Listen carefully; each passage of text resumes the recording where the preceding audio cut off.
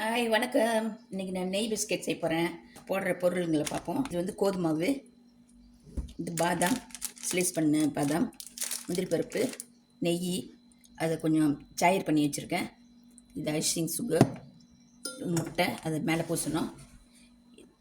இந்த கப்பில் 1.5 கப் மாவு போடணும். 1 கப் சீனி போடுவோம். கொஞ்சம் உப்பு போட்டுக்குவோம். எல்லாம் அரைச்சிக்கணும். இவ்வளோ பாதாம் போட்டுக்குவோம். முந்திரி பருப்பு வந்து முதல்ல சுகர் அரைச்சிது அதிலே போட்டேன். அரைச்சாச்சு, இதை போட்டுக்குவோம். எல்லாம் அரைச்சாச்சு, அதில் போட்டேன். நெய் போட்டுக்குவோம். முட்டையை போட்டுக்குவோம். நல்லா பிணைஞ்சாச்சு. முட்டையில் பாருங்கள் பட்டர் போட்டாச்சு. இப்போ அது ஒரு உருண்டை எடுத்து இந்த பாருங்கள் எல்லாம் தட்டியாச்சு. கொஞ்சம் நிப்பீஸாக தட்டிக்குங்க. தபாலா வேணும்னா நம்ம செஞ்சுக்கங்க. இது என்னோட ஸ்டைலு. இப்படி வெட்டிக்கணும். வெட்டி வச்சா தான் நம்மளுக்கு எடுக்கிறதுக்கு சின்னங்க இருக்கும். இந்த பாருங்க, இப்போ இந்த மாதிரி கட்டமாக வெட்டினா தான் நம்ம பார்க்கும்போது அது வெந்து எடுக்கிறதுக்கு சின்னங்க இருக்கும்.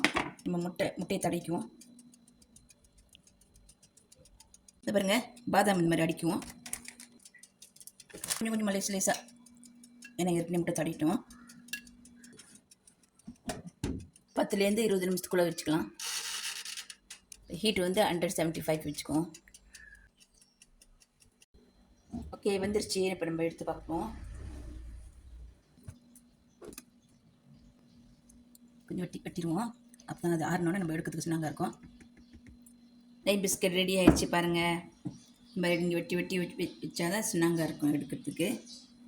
பாருங்க, இங்கே வேலை முடிஞ்சு வந்து பிஸ்கெட் செய்யணுன்னா சிம்பிளாக இது வந்து அச்சு இல்லாமல் அப்படியே சேர்த்து. ஓகே, நீங்களும் வீட்டில் ட்ரை பண்ணி பாருங்கள். பாய்.